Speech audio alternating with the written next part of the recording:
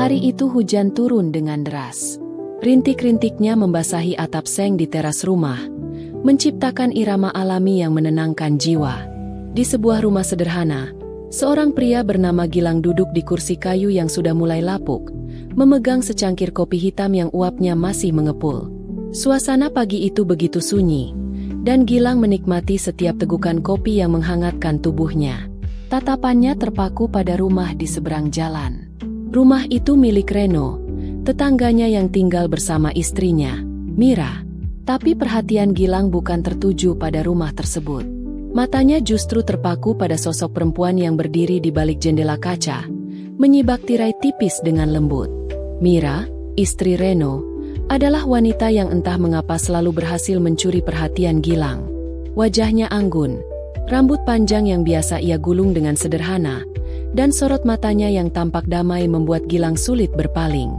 Namun, bukan hanya kecantikannya yang membuat Gilang terpesona. Ada sesuatu yang lebih dalam, aura misterius dalam setiap tatapan Mira, yang membuat jantung Gilang berdetak lebih cepat. Hujan mulai mereda, tapi udara pagi masih menusuk dingin. Embun yang menempel di dedaunan menambah kesejukan suasana. Tiba-tiba, suara pintu pagar rumah Reno terdengar berderit. Gilang spontan menoleh. Mira melangkah keluar rumah, mengenakan daster tipis bermotif bunga. Langkahnya yang ringan seolah menambah ketenangan pagi itu. "Mira," bisik Gilang dalam hati. Wanita itu menoleh ke arahnya dan tersenyum tipis. "Oh, Gilang, menikmati pagi, ya?" Sapanya dengan suara lembut, seolah mereka sudah lama saling mengenal. Gilang membalas dengan senyum kecil, berusaha menyembunyikan kegugupannya. "Iya, pagi yang tenang," jawabnya, meski jantungnya berdebar hebat. Mira berjalan mendekat. Gilang merasakan tubuhnya kaku. Ada rasa gelisah bercampur penasaran dalam dirinya. Mira berhenti di pagar rumah Gilang, melirik sebentar ke dalam. "Reno lagi keluar kota," ujarnya pelan, seperti ingin menjelaskan sesuatu tanpa diminta. "Aku sendirian di rumah. Kompor di dapur ngadat. Boleh minta tolong?" Gilang sedikit terkejut, tapi segera menjawab, "Tentu, aku bantu." Tanpa berpikir panjang, meski hatinya menyimpan sedikit ragu, ia tahu tak ada alasan untuk menolak. Terlebih, Mira menatapnya dengan penuh kepercayaan. Tanpa banyak kata, Gilang mengikuti Mira masuk ke rumah. Begitu sampai di dapur, aroma manis samar dari tubuh Mira menyambutnya. Mira berdiri di dekat kompor, menunjukkan bagian yang bermasalah. Gilang berjongkok memeriksa selang gas, dan tanpa disangka, Mira ikut berjongkok. Jarak mereka kini sangat dekat, lebih dekat dari yang Gilang bayangkan. Saat ia menoleh, wajah Mira hanya beberapa inci dari wajahnya. Napas hangat Mira menyapu pipinya. Gilang terkejut, tapi mencoba tetap tenang. "Kamu baik-baik saja?" tanya Gilang, mencoba mencairkan suasana. Mira tersenyum kecil, tapi matanya seolah mengungkapkan lebih banyak dari kata-katanya. "Aku baik-baik saja, Gilang," jawabnya lembut. Gilang kembali mencoba fokus pada kompor, tapi kehadiran Mira terlalu nyata untuk diabaikan. Setiap detik yang berlalu terasa semakin menegangkan. Saat ia menoleh lagi, mata Mira menatap dalam, menyimpan sesuatu yang belum terucapkan. Mira kembali tersenyum. Kali ini, senyumnya terasa berbeda, lebih misterius. "Gilang, kamu sering sendirian di rumah?" tanyanya dengan suara lembut yang mengandung makna. Pertanyaan itu membuat Gilang diam sejenak. Ia tak tahu harus menjawab apa. "Kadang, iya," jawabnya pelan, berusaha menyembunyikan kegelisahan. Mira mengangguk pelan. "Aku juga sering sendirian. Reno sering pergi." Gilang merasakan ada sesuatu yang mengganjal dalam kata-kata Mira. Ada kerinduan yang tersembunyi di balik kalimat sederhana itu, dan ia bisa merasakannya dengan sangat jelas. "Kamu nggak pernah merasa kesepian?" tanya Mira pelan, dengan tatapan mata yang dalam, menembus ke hati Gilang. Ia terdiam, dadanya berdebar makin kencang. Banyak hal yang ingin ia ungkapkan, tapi seperti ada tembok yang menahannya. Bukan hanya soal benar atau salah, Ini soal perasaan yang tak mampu dijelaskan dengan kata. Suasana dapur semakin sunyi dan sesak. Gilang berusaha kembali fokus pada kompor di hadapannya, memeriksa bagian yang rusak dengan cermat. Namun pikirannya terus melayang ke Mira, yang berdiri begitu dekat di sisinya. Setiap detik yang lewat membuatnya makin tegang. Aroma tubuh Mira yang manis, kehangatan yang terpancar darinya, semuanya membuat Gilang merasa berdiri di tepi jurang, antara keinginan untuk menjauh dan dorongan kuat untuk mendekat. "Ada yang salah?" bisik Mira dengan suara lembut. Gilang terdiam sejenak, mencoba mengendalikan pikirannya yang kacau. "Enggak, ini cuma agak macet," jawabnya. Tangannya tetap bergerak di sekitar kompor, meskipun pikirannya sepenuhnya tertuju pada Mira. Mira tersenyum tipis. Tapi senyum itu berbeda. Ada makna tersembunyi di dalamnya. Tatapan mata mereka bertemu dan seolah waktu berhenti. Gilang merasa terjebak dalam kedalaman mata Mira, seperti terseret ke dalam perasaan yang tak bisa ia lawan. Lalu, suara ketukan pintu memecah keheningan. Tubuh Gilang menegang. Mira yang awalnya tampak tenang, kini terlihat sedikit cemas. "Itu Reno?" tanya Gilang, meskipun jawabannya sudah ia tahu. Mira mengangguk pelan. Ekspresinya berubah. "Iya, dia baru pulang," ucapnya pelan, hampir seperti menahan napas. Sebelum Gilang sempat berkata apa-apa, Mira sudah melangkah cepat keluar dapur menuju ruang tamu. Gilang masih berdiri di dapur. Hatinya berdetak kencang tak karuan. Rasanya seperti ia berada di antara dua dunia. Satu yang penuh godaan dan kedekatan, dan satu lagi realitas yang tak bisa ia hindari. Ia menarik napas panjang, mencoba menenangkan diri. Tapi bayangan Mira yang tadi begitu dekat masih membayang dalam pikirannya. Ia tahu, ada sesuatu yang belum selesai. Sesuatu yang belum terucap, tapi terasa sangat nyata. Langkah kaki Reno terdengar semakin dekat. Gilang menyadari bahwa ia tak bisa terus bersembunyi. Ia berdiri dan menatap ke arah jendela sebentar, menarik napas dalam-dalam. Beberapa detik kemudian, pintu dapur terbuka. Reno masuk dengan senyum lebar di wajahnya. "Gilang, sudah lama nggak ngobrol bareng, ya?" sapa Reno dengan ramah. Gilang membalas dengan senyum yang dipaksakan, berusaha tampak tenang.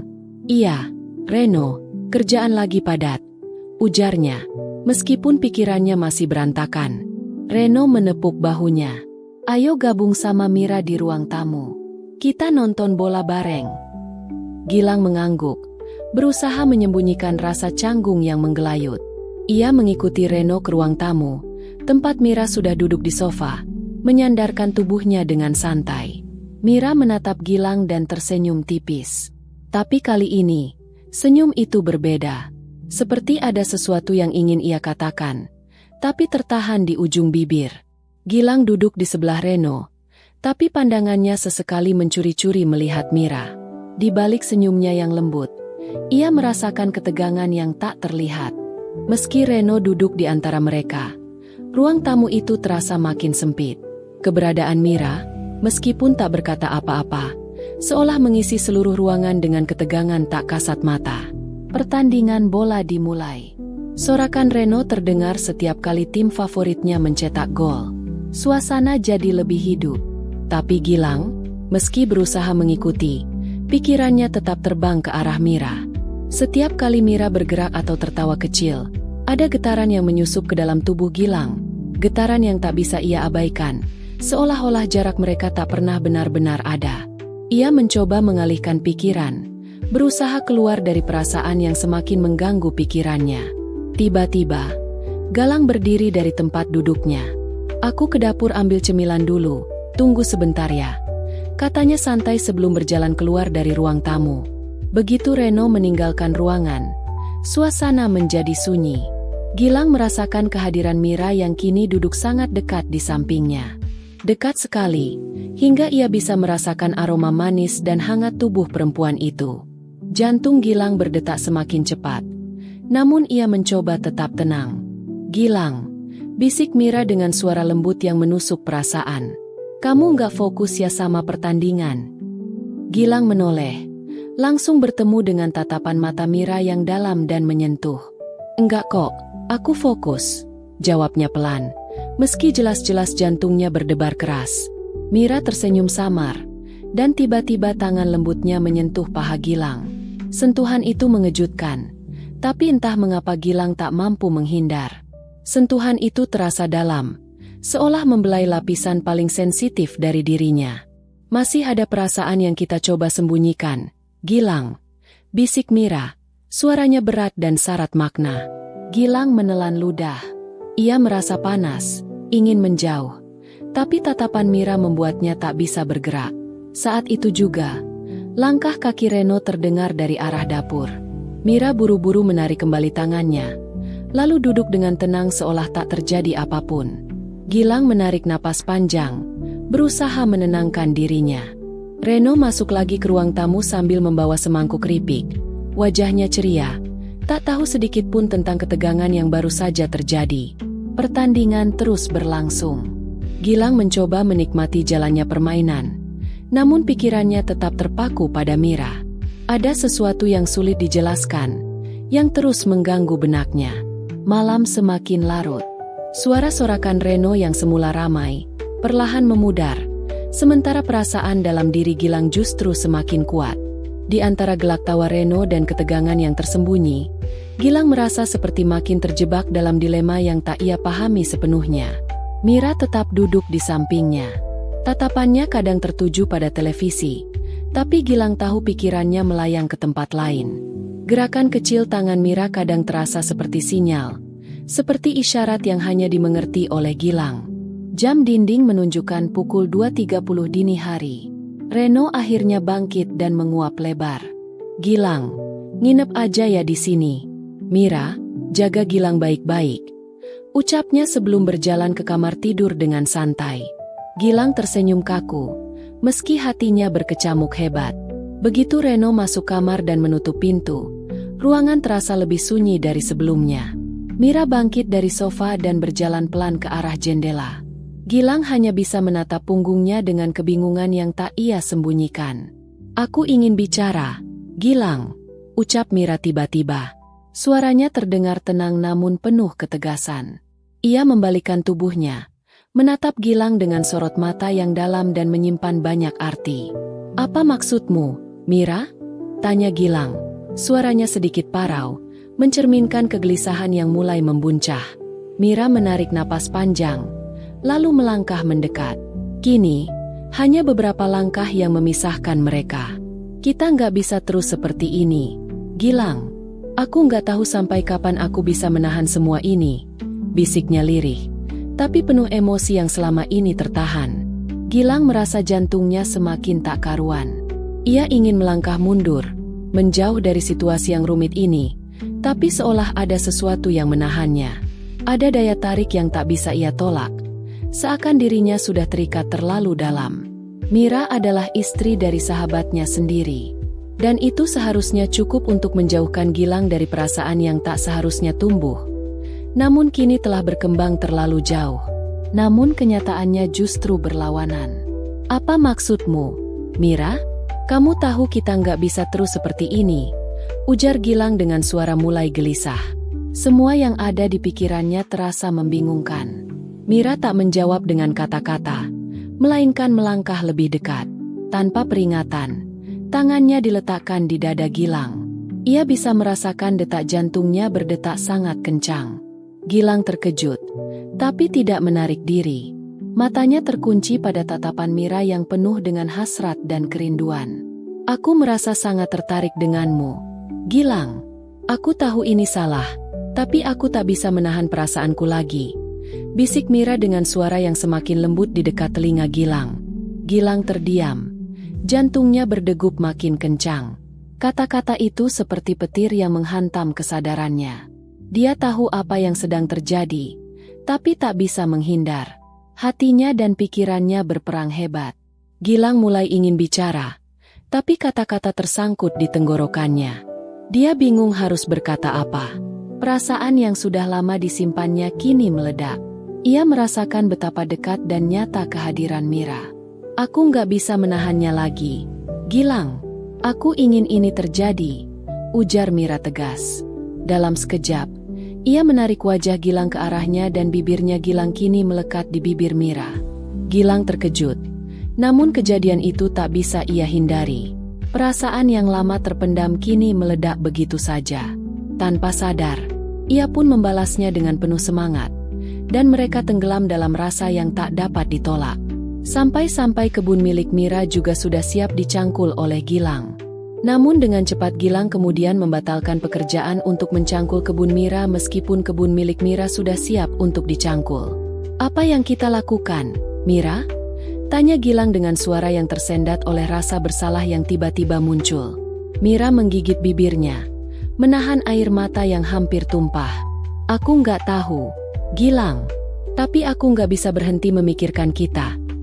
Tentang kamu, bahkan sampai aku pasrah jika kebunku dicangkul sama kamu," jawabnya lirih. Detak jantung mereka berdetak keras. Meski ada keraguan yang mendalam, ada juga perasaan kuat yang mengikat keduanya. Namun Gilang sadar, keputusan yang mereka buat malam itu akan mengubah segalanya. Ketegangan antara mereka semakin terasa tajam.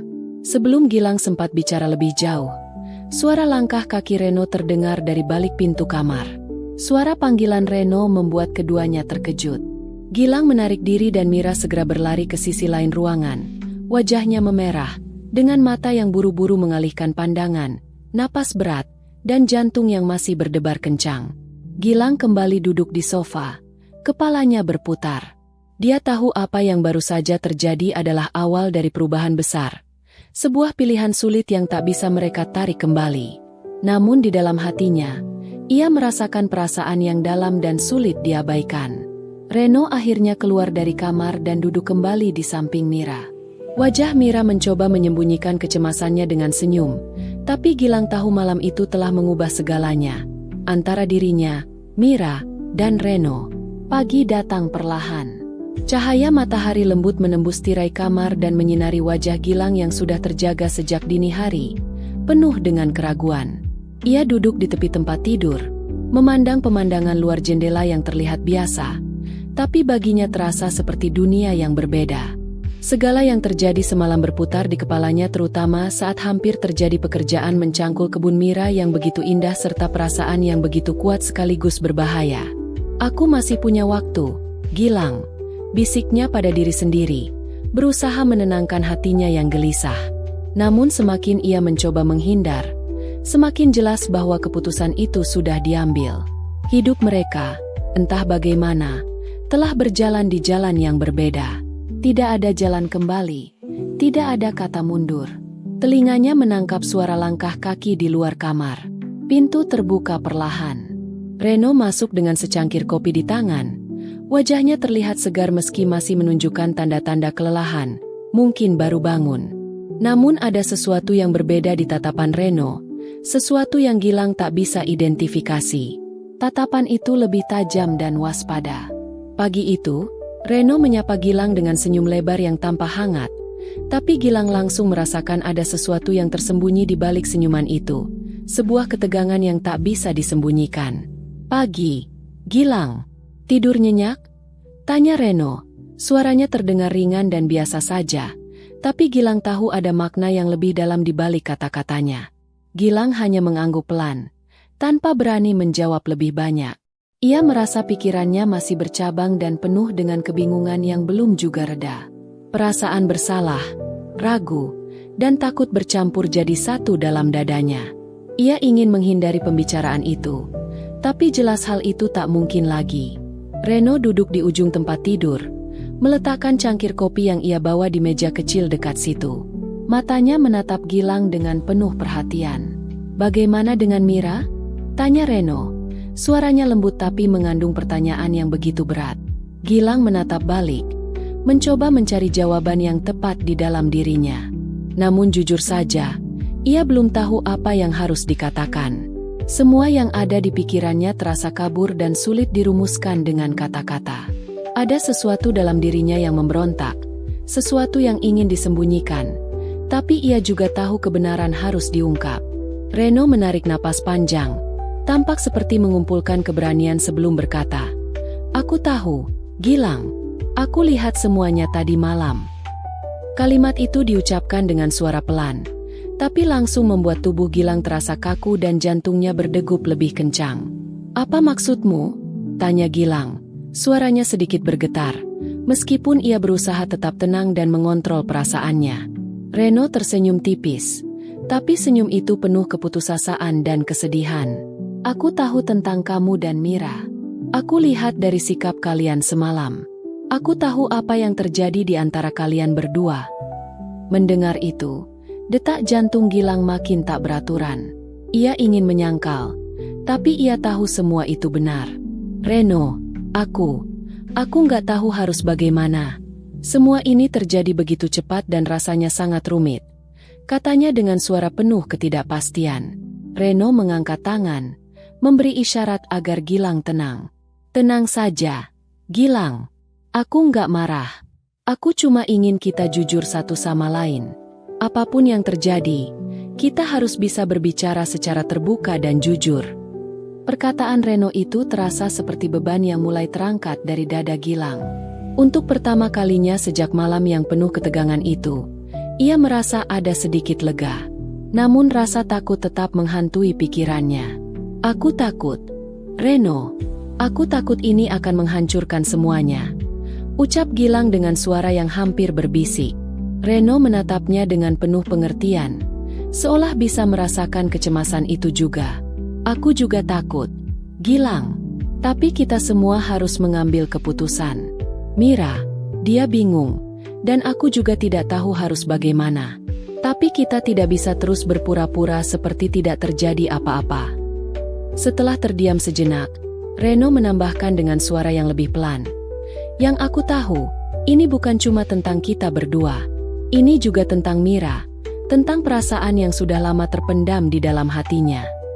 Dengar itu, dada Gilang terasa semakin sesak. Mira, yang selama ini mereka kenal sebagai istri Reno, juga terjebak dalam kebingungan dan perasaan yang sangat rumit. Fakta itu membuat segala sesuatunya jadi jauh lebih kompleks. Gilang menarik napas panjang dan bertanya dengan suara penuh keraguan. "Jadi, apa yang harus kita lakukan sekarang?" Reno menghela napas dalam-dalam, mencoba mengumpulkan kata-kata yang tepat. "Kita harus bicara. Semua perasaan ini harus diungkapkan dan dibahas bersama. Tidak ada lagi yang bisa kita sembunyikan.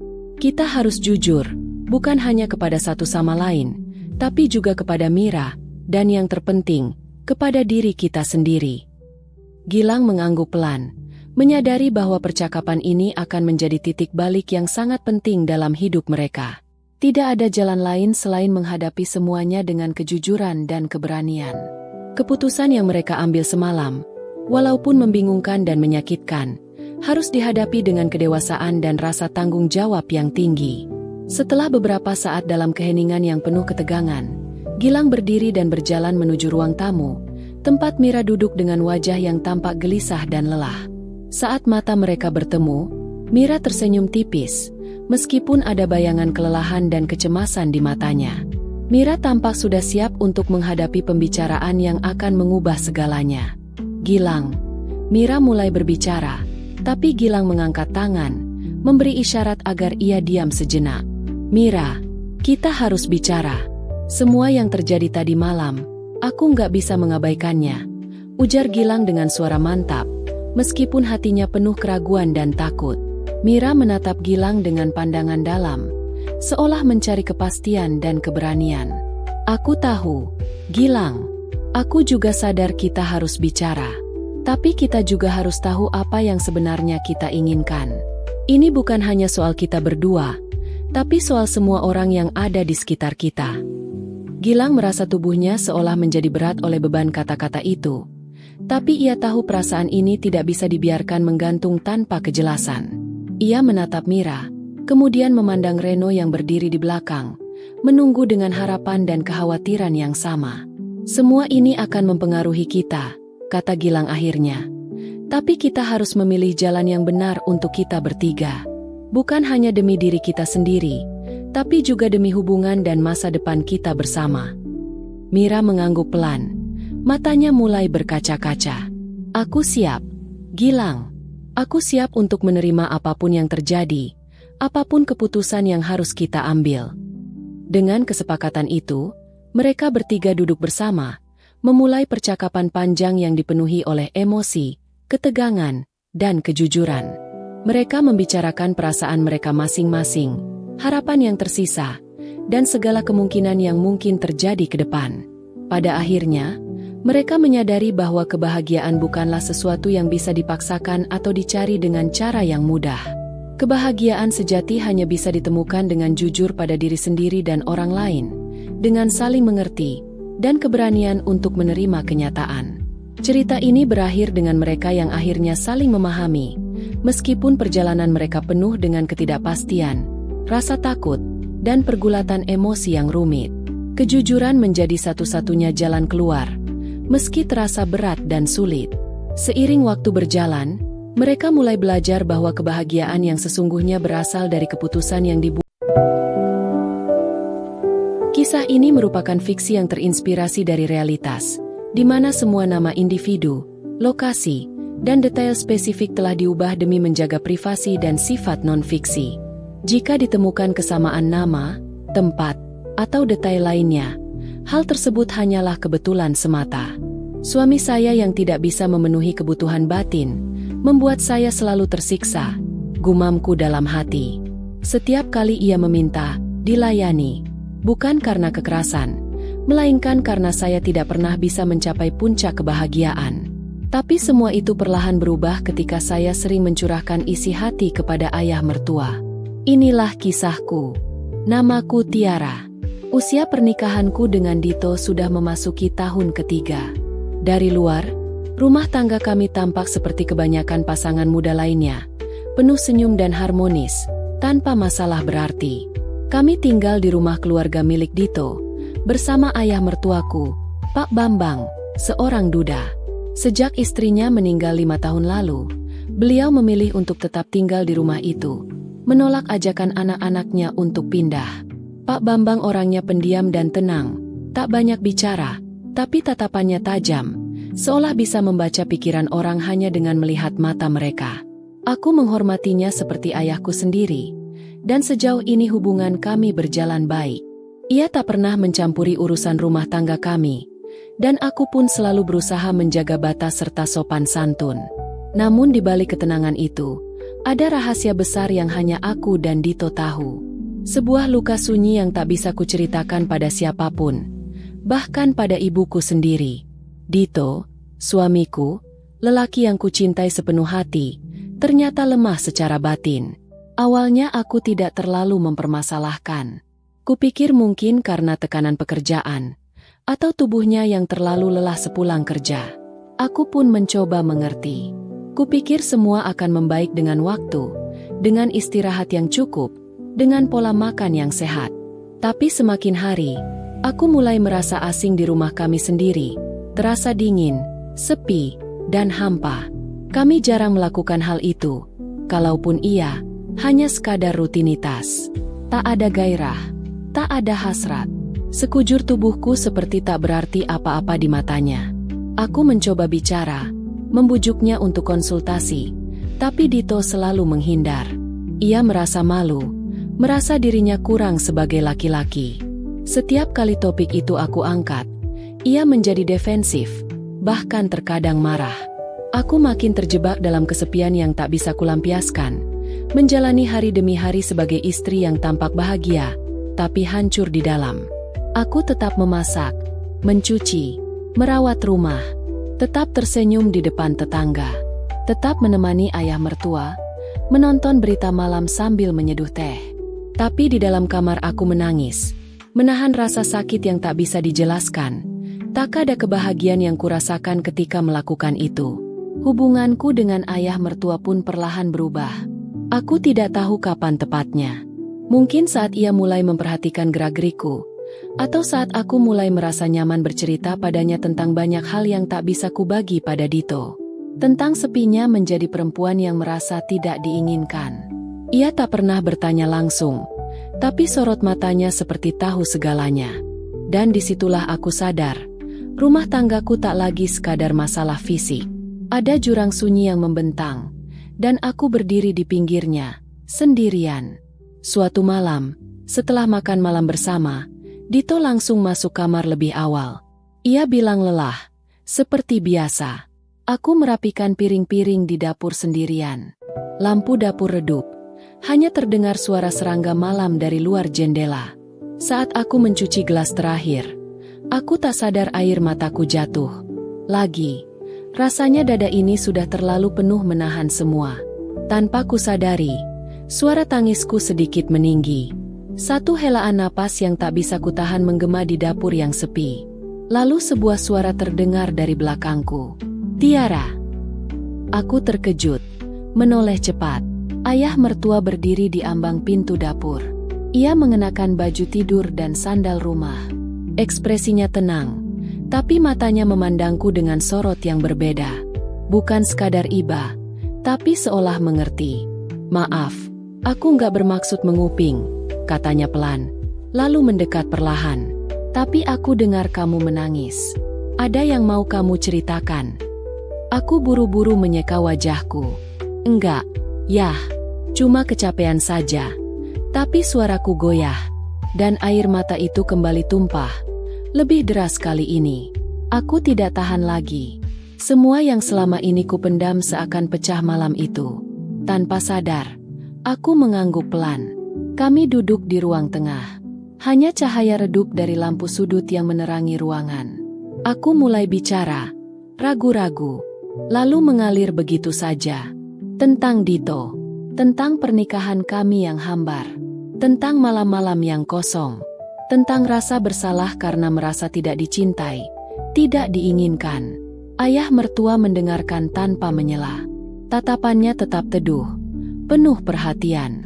Sesekali ia mengangguk, sesekali menunduk dalam diam. Dan ketika aku selesai, ia menarik napas panjang. Kamu perempuan baik, Tiara. Kamu masih muda, punya hati yang tulus. Kamu nggak salah merasa kecewa. Aku mengerti. Aku hanya menatapnya. Tak tahu harus bilang apa. Rasanya canggung. Tapi di saat yang sama ada rasa lega. Akhirnya ada seseorang yang mengerti. Seseorang yang mendengar tanpa menghakimi. Tapi jangan terus kamu tanggung sendiri. Perempuan juga punya hak untuk bahagia, katanya lirih. Kalimat itu menggema dalam benakku. Hak untuk bahagia. Tapi apa arti kebahagiaan? Jika semua jalan terasa buntu. Malam itu, ayah mertua tidak berkata banyak lagi. Ia hanya menepuk lembut punggung tanganku sebelum kembali ke kamarnya. Tapi sentuhan itu entah kenapa membekas. Lama. Dan sejak malam itu, pandanganku padanya mulai berubah. Aku tak bisa menjelaskannya. Tapi tiap kali ia lewat di hadapanku, ada sesuatu yang bergolak dalam dadaku. Sesuatu yang dulu lama terkubur, dan kini perlahan bangkit kembali. Beberapa hari setelah malam itu, aku merasa lebih tenang. Entah karena sudah mencurahkan isi hati, atau karena untuk pertama kalinya, ada seseorang yang benar-benar mendengarkanku tanpa menghakimi. Tapi ketenangan itu tak berlangsung lama. Setiap malam aku semakin gelisah. Bukan karena Dito. Aku sudah lama tidak berharap padanya. Tapi karena pikiranku mulai dipenuhi pertanyaan-pertanyaan yang selama ini kutahan. Sampai akhirnya, malam itu tiba. Dito seperti biasa pulang larut. Langsung tidur tanpa sepatah kata.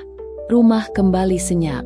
Aku duduk di ruang tengah, menatap kosong ke jendela. Lalu aku mendengar langkah kaki.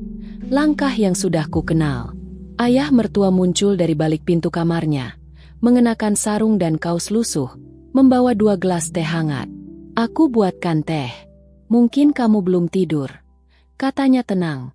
Aku mengangguk pelan menerimanya. Kami duduk bersebelahan di sofa.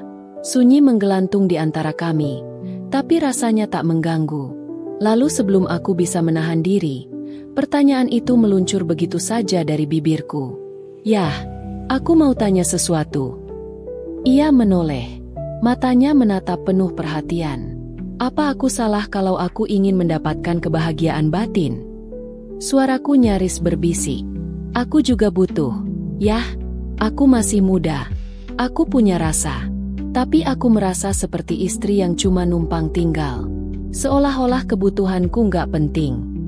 Ayah mertua terdiam. Lama. Lalu ia meletakkan gelas tehnya di meja dan duduk sedikit lebih dekat. Tatapannya tidak berubah. Tenang, tapi dalam. Kamu nggak salah, Tiara, katanya akhirnya. Manusia butuh dipeluk, disayangi, dirasa ada. Kamu perempuan. Kamu punya hak untuk merasa lengkap. Aku menunduk, berusaha menahan air mata. Tapi malam itu, aku tak bisa lagi berpura-pura kuat. Aku bukan minta lebih. Yah, aku cuma pengen dipeluk, dihargai. Kadang aku sampai benci diriku sendiri karena merasa kosong seperti ini. Ia mendekatkan tangannya ke tanganku. Kamu jangan benci dirimu sendiri. Yang kamu rasakan itu wajar. Sangat wajar. Kesunyian menyelimuti kami. Tapi bukan sunyi yang dingin. Justru hangat, menenangkan. Ada getar halus di hatiku yang belum pernah kurasa sebelumnya. Bukan dari seorang suami, tapi dari seorang pria yang melihatku bukan sekadar sebagai menantu. Dan di detik itu juga, aku tahu, hidupku akan berubah. Entah ke arah mana. Tapi perasaan yang tumbuh malam itu tak akan bisa kutarik kembali. Aku masih duduk di sofa. Gelas teh di tanganku sudah kehilangan panasnya. Di sampingku, ayah mertua juga diam. Tapi diamnya bukan kesepian. Lebih seperti keraguan yang mencoba mencari arah. Aku tahu ini nggak biasa, katanya akhirnya. Suaranya pelan. Tapi sejak malam kamu menangis itu, aku terus kepikiran. Aku menunduk menatap jemariku sendiri. Aku juga. Ayah. Aku nggak tahu kenapa aku bisa merasa nyaman cerita ke ayah. Tapi malam itu, untuk pertama kalinya aku merasa nggak sendirian. Ia mengangguk pelan. Kamu nggak sendirian, Tiara. Aku lihat kamu setiap hari sibuk, tersenyum, tapi matamu selalu kosong. Aku tahu rasa itu. Rasa sendiri meski tinggal serumah.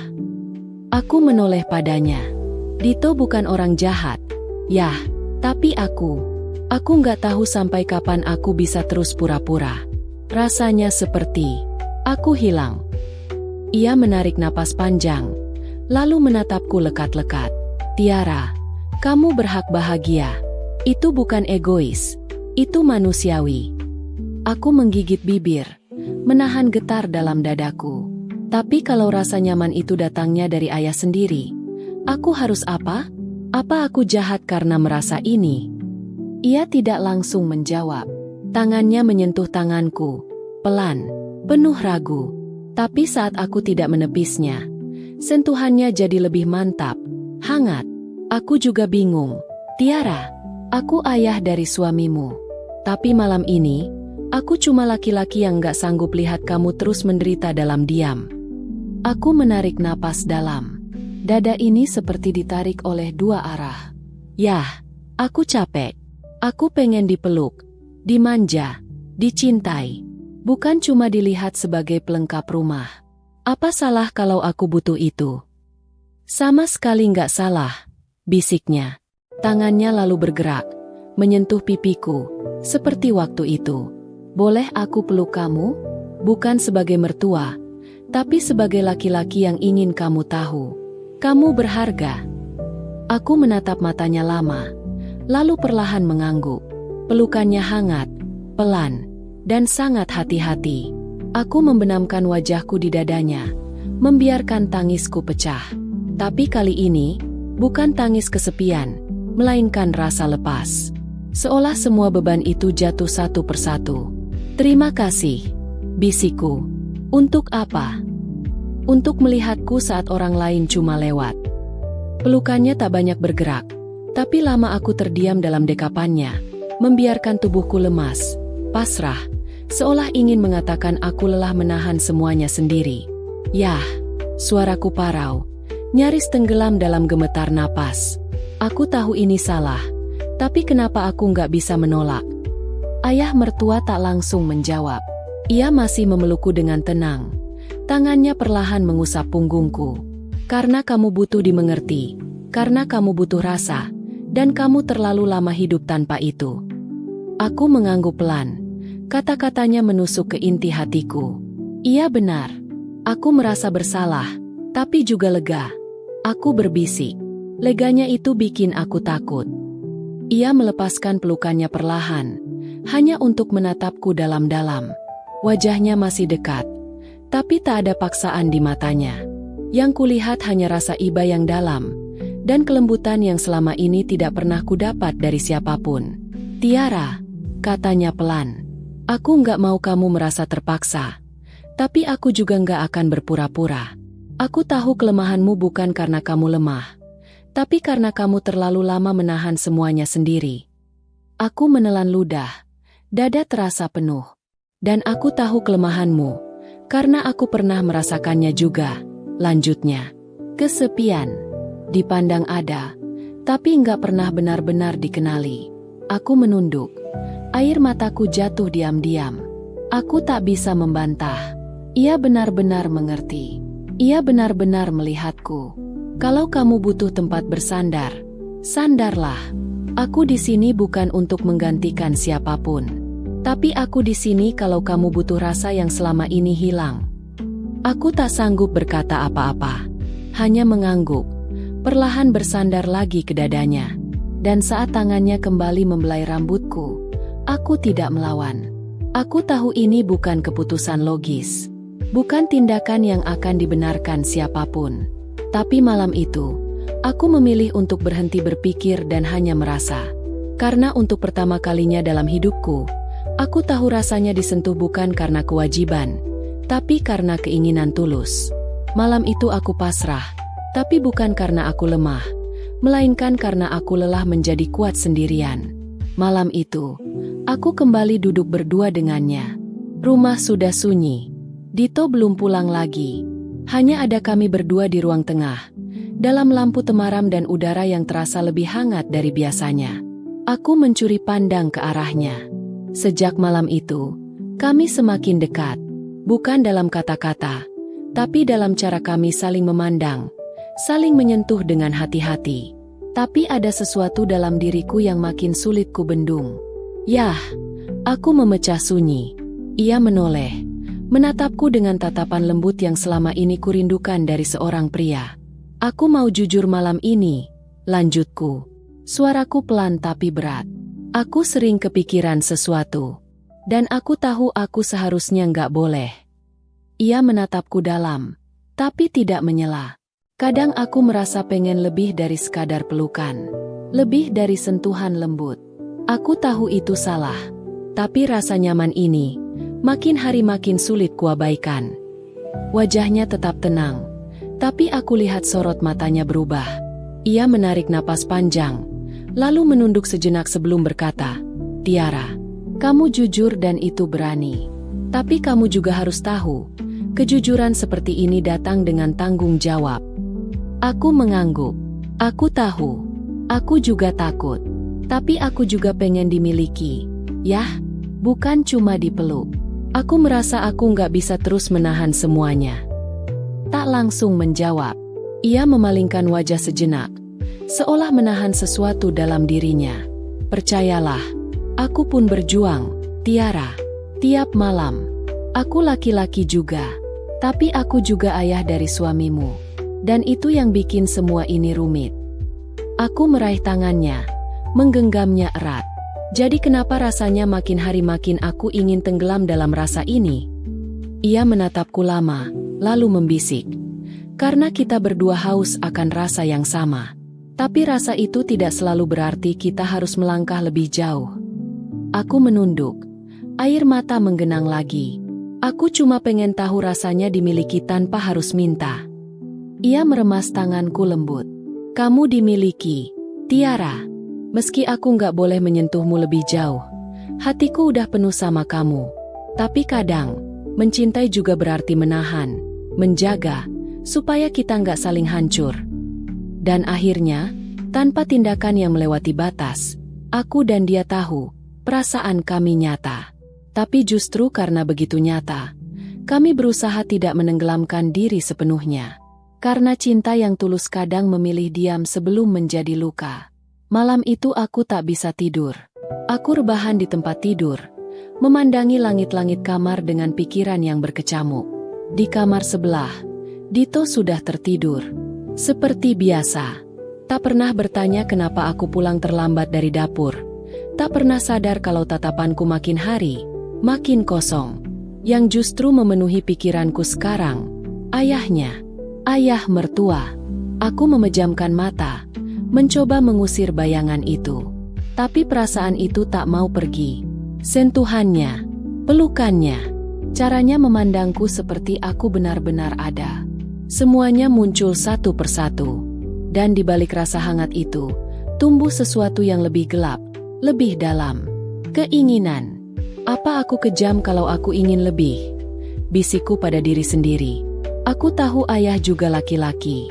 Aku tahu dia menahan diri, berusaha menjaga batas. Tapi aku juga bisa melihat bagaimana matanya selalu sedikit lebih lama memandangi wajahku. Bagaimana kadang ia menarik napas dalam saat kami terlalu dekat. Ia berjuang, dan aku tahu itu. Tapi semakin ia menahan, semakin aku ingin memaksanya. Kenapa harus selalu aku yang menunggu dipilih? Pikirku. Aku bangkit dari tempat tidur, duduk di ujung ranjang, menggenggam selimut erat-erat. Apakah aku harus memaksanya? Pikirku keras. Atau ini cuma suara hausku yang kelewat dalam? Aku tidak tahu jawabannya. Aku takut, tapi aku juga tak bisa berpura-pura tidak merasakan. Pagi harinya saat aku menyiapkan sarapan, ayah masuk ke dapur. Seperti biasa kemari, tapi kami sama-sama tahu suasananya tak lagi sama. Ada jeda di antara kalimat kami. Ada getar yang tak kami bicarakan, tapi saling merasakan. Pagi, yah, kataku pelan tanpa menoleh. Pagi, jawabnya singkat. Saat ia duduk dan aku menyajikan teh di depannya, aku mencuri pandang.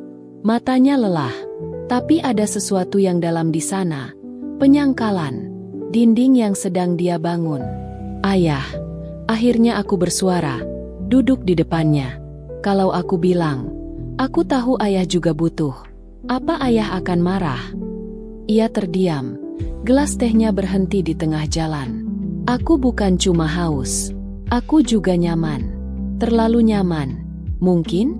Tapi kadang aku pikir, kalau ayah juga merasa hal yang sama, kenapa harus saling hindari? Ia menatapku lama. Sorot matanya penuh rasa campur aduk. Aku bukan marah, Tiara. Aku takut. Kalau kita salah langkah, bukan cuma hati kita yang retak, tapi semua yang ada di rumah ini. Aku mengangguk. Mata mulai berkaca-kaca. Tapi aku juga lelah terus menahan. Rasanya seperti berdiri di tepi jurang. Dan setiap malam, aku semakin ingin melompat. Ayahnya menunduk. Aku juga. Dan untuk pertama kalinya, kami mengakui bahwa rasa itu tak lagi bisa dibantah. Namun mengakui tidak berarti membiarkan. Justru di situ ujian terbesar dimulai. Entah bagaimana hari-hari berikutnya berlalu, tapi tiap pertemuan kami seolah menjadi ujian. Tatapan itu, diam-diam penuh rasa. Sentuhan tak sengaja di lorong sempit. Napas yang tertahan saat mata bertemu lebih lama dari seharusnya. Semua seperti api kecil yang menunggu di sulut. Aku tahu kami sedang berdiri di batas. Di satu sisi, rasa nyaman itu begitu dalam, begitu manusiawi. Di sisi lain, ada dosa besar yang mengintai jika kami melangkah setapak lebih jauh. Suatu malam saat hujan turun dan listrik padam, kami terjebak berdua di ruang tengah. Gelap, hening, hanya napas kami yang terdengar. Dan saat jemariku menyentuh jemarinya, aku merasa dunia membisu. Kami saling menatap dalam kegelapan. Tak ada kata, hanya pertanyaan dalam hati. Apakah malam ini kami akan jatuh atau selamat? Aku ingin. Dan dia pun tak menepis. Tapi di tengah degup jantung itu, kami sama-sama tahu, sama-sama butuh. Mungkin sampai di sini saja dulu cerita ini dibuat.